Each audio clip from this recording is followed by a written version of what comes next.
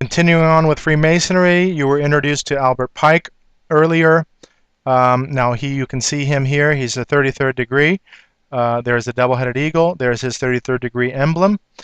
He has a statue in Washington near the Capitol building. So this is a Confederate soldier with a statue in Washington, also KKK member, general. You can see here the emblem of Freemasonry, 33rd degree. So was that revolution or that civil war really a civil war? He is enshrined here. I know he got pardoned also by a president, and now also enshrined or entombed in the Masonic Lodge in Washington, D.C. He wrote a book called Morals and Dogma, out by Albert Pike. Shows you a lot of interesting things in there. Okay, every Masonic, they like to claim that they're not a religion, but every Masonic lodge is a temple of religion, and its teachings are instructions in the universal, eternal, immutable religion, Morals and Dogma of the Ancient and Accepted Scottish Rite of Freemasonry by Albert Pike. So that's this book right here. Again, Masonry, the custodian and depository since Enoch of the great philosophical and religious truth, unknown to the world at large. All right, so religious. Now, Lucifer, the light bearer, strange and mysterious name to give to the spirit of darkness. Lucifer, the son of the morning, it is he who bears the light, and with its splendors intolerable blinds feeble, sensual, or selfish souls, doubt it not. So this reference to Lucifer, the light bearer, and in fact, when you understand who they worship Lucifer, that light bearer. That is the light that they are seeking. Morals and Dogma, okay? Now, General Albert Pike, this is a speech given. That which we must say to the crowd is, we worship a God, but it is the God one adores without superstition. To you, Sovereign Grand Inspectors General, we say this, and you may repeat it to the brethren of the 32nd, 31st, and 30th degrees. The Masonic religion should be by all of us initiates of the high degrees maintained in the purity of the Luciferian doctrine. If Lucifer were not God, would Adonai, the God of the Christians, whose deeds prove cruelty, perfidy, and hatred of man, barbarism, and repulsion for science, would Adonai, his priests, culminate him? Yes, Lucifer is God, and unfortunately Adonai is also God, for the eternal law is that there is no light without shade, no beauty without ugliness, no white without black, for the Absolute can only exist as two gods, darkness being necessary for light to serve as its foil, as the pedestal is necessary to the statue and the brake to the locomotive. This is that dualism going on. Now, our Bible states specifically that God is light and there is no darkness in him. So understand what they want to do is merge these together. Thus, the doctrine of Satanism is heresy. So now they're claiming that Satanism is heresy, and the true and pure philosophical religion is the belief in Lucifer. They are equal.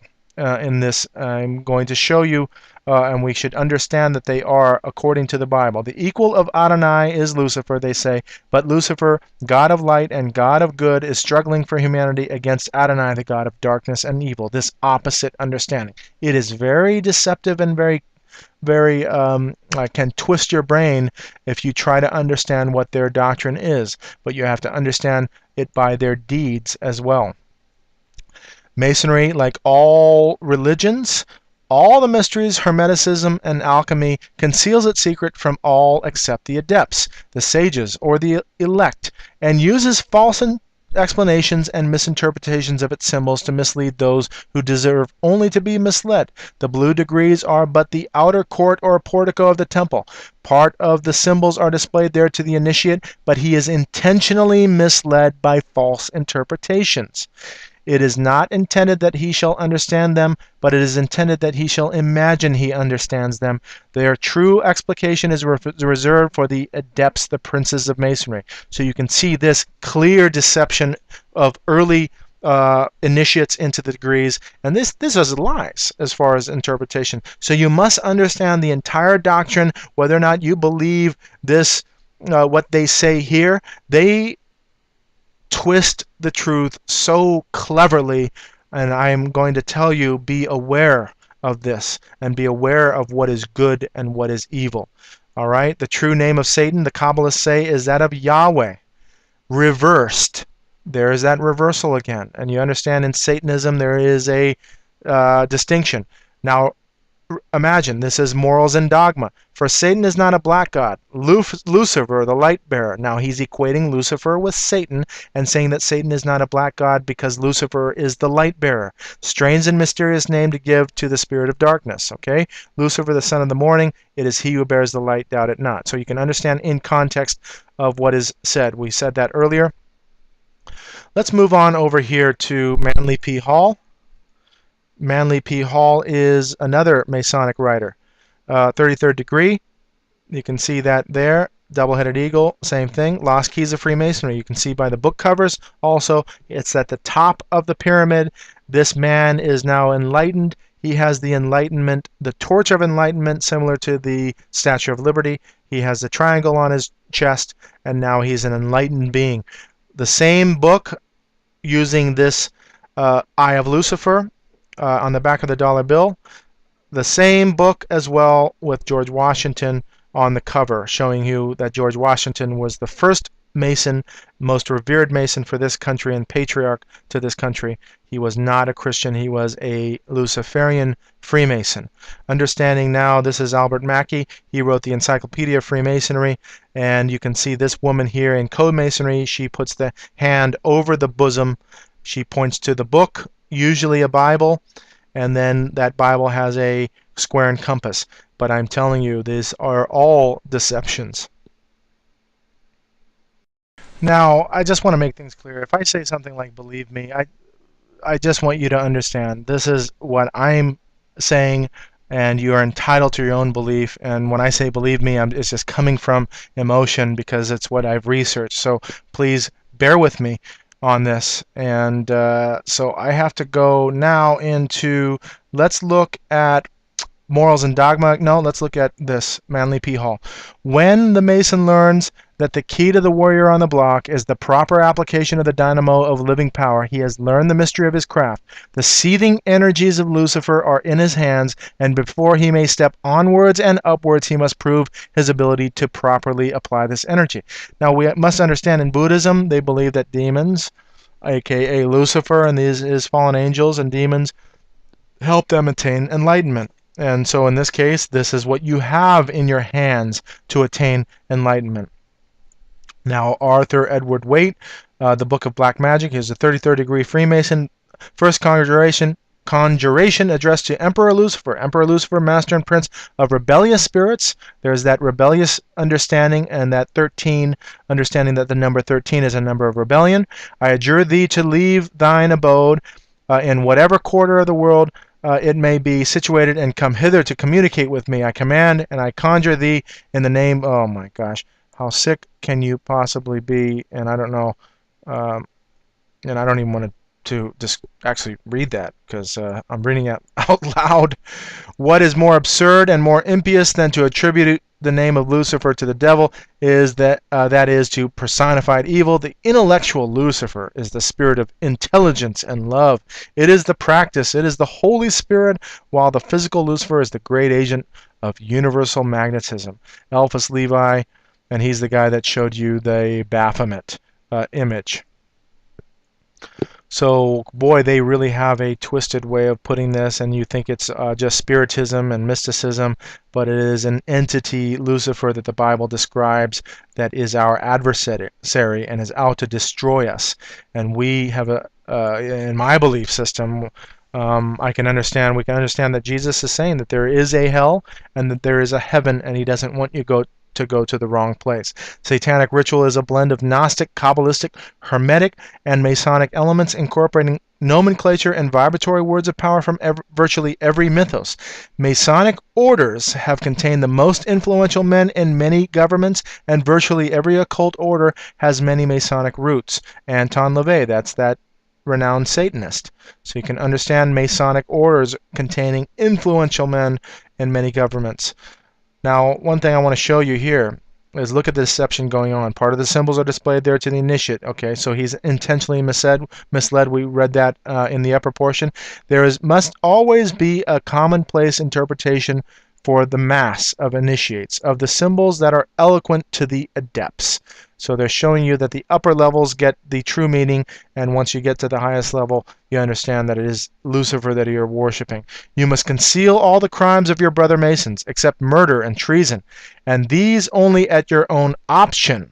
So they're showing you that you have to be immoral, and that you should hide your brother from even those types of crimes. And should you be summoned as a witness against a brother Mason, be always sure to shield him. So you have to shield him from crime. Prevaricate or falsify. Don't tell the whole truth in his case. Keep his secrets. Forget the most important points. It may be perjury to do this, it is true, but you're keeping your obligations. And remember, if you live up to your obligations strictly, you'll be free from sin. How absolutely deceptive is that? I'll tell you what, if you want power and money and all of those things, go ahead. Practice those things and you'll get it, because you can take advantage of others easily that way without any conscience. Now, moving on to the double-headed eagle. We have the double-headed eagle here. Now you can read this on your own, but when we get to the bottom here, the whole right being considered a representative of the Holy Empire. So now you understand now Rome and the connection between the Holy Roman Empire. Rome never died. Rome was transformed into the Holy Roman Empire, and that empire is still with us today. That Catholic Church and that Rome, oh, they are the largest wealth accumulator on the planet. You're going to see that a little bit later. Well, we have Ordo Ab Char. This is Freemasonic, and the use of this double-headed phoenix or eagle, both phoenix and eagle, they use 33rd degree, Ordo Ab Char, order out of chaos. They like to create chaos, bring order out of that chaos of the masses, and bring in a new system that way. And they've done it throughout the century. This is the double-headed eagle of Rome. You see the papal keys, war and the earth, war and the earth. This is Habsburg family, a bloodline of the Roman Empire, and the use of that double-headed phoenix. And on the dollar bill, there is a telltale sign that that phoenix always has this crest, or these head feathers that way. And there's a little bit of that on the American eagle as well. This is the German double-headed eagle. This is the Russian double-headed eagle. And of course, Kanye West has the Chanel double-headed eagle, and all of the symbols that those guys use are occult symbology, referencing Rome, and that is a key connection I want you to understand. This is the Holy Roman Empire and that colonial system with all these countries involved, and you see this Knights Templar crosses everywhere, Masonic checkerboards, mystical beings, griffins, snakes, and all of that stuff, and I'm telling you, this has nothing to do with Christianity whatsoever. This is Arthur Waite, who I read you that quote with, the Knights Templar orders in Freemasonry. Now you can see the reverence for the goat, the Templar orders in Freemasonry, the Knights Templar, and here's the Templar cross and the cross and crown, which is not Christian, it's Gnosticism. Eliphas Levi and his books, Transcendental Magic, so magic is key. Now this Kabbalist mysticism, and you can understand that that is not the Star of David, it is an occult seal of Solomon, and going even back to that, but it is an occult sign of idolatry. And you can also notice here the triple tiara, which the Pope has and Rome has, Eliphas Levi. Now you see this intertwining snake as well, and bird. Also, it's like a cockatrice, which is half bird, half reptile. The key to the mysteries. Now you can understand what the key means, and we'll see the key to the mysteries here. You saw that keyhole in Warren Buffett's book, and now you see here that it refers indeed to the key to the mystery religions and Satanism, translated by Aleister Crowley. So these guys are all interconnected.